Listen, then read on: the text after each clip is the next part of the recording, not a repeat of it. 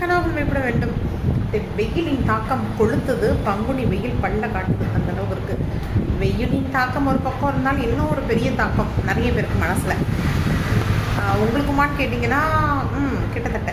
அதாவது நமக்குள்ள ஒரு தாக்கம் என்னென்னா, இப்போது ஒரு சிந்தனை யோசிக்கிறாங்க நம்மளை பற்றினா, அவங்க கூப்பிட்டு தவறோ சரியோ அவங்க ஏதோ ஒன்று யோசிச்சுட்டு போட்டோம், எங்கே நாங்கள் நல்லவங்க அப்படின்னு சொல்கிறது நம்ம வேலை இல்லை, ஏங்க நாங்கள் கெட்டவங்க அப்படின்னு சொல்கிறது நம்மளோட வேலை இல்லை. இவங்க தப்பு பண்ணியிருப்பாங்களோ, இவங்க நல்லவங்க தானோ, அவங்க யோசிக்கிறாங்க பார்த்தீங்களா. அந்த கேள்விகளுக்கெல்லாம் பதில் சொல்லிகிட்டே இருக்க அவசியம் நமக்கு இல்லை. அதுதான் பெரிய தாக்கம். நம்ம அப்படியே ஒவ்வொருத்தவங்களையும் கூப்பிட்டு எங்கே நாங்கள் நல்லவங்கன்னு ப்ரூவ் பண்ணிகிட்டே இருந்தோம்னா, சொல்லிகிட்டே இருந்தோம்னா, இறப்பினுடைய இறுதி நாள் வந்துடும். அதனால் நமக்கு இறைவன் கொடுத்துருக்க தர்ம வழி நிமித்தமான வேலைகள்லாம் செய்துகிட்டே போகும். யார் தப்பு பண்ணுறாங்க, யார் சரி பண்ணுறாங்க, யாருமே சரியான மனிதர்களும் கிடையாது, எல்லாருமே தப்பான மனிதர்களும் கிடையாது.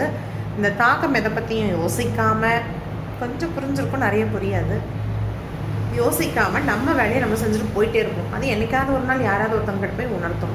அஞ்சுவதும் அடிப்பணிவதும் என் அப்பன் ஈசன் ஒருவனுக்கே. இதுதான் உங்களுடைய தாக்கமாக இருக்கும்னு நினைக்கிறேன். யாருக்காகவும் எதுக்காகவும் எப்போவுமே கவலைப்படாதீங்க. நம்ம வாழ்க்கை நம்மளது, நம்ம வாழ்வோம். சிவாயிரம் தொடர்ந்து பயணிப்போம் வேறு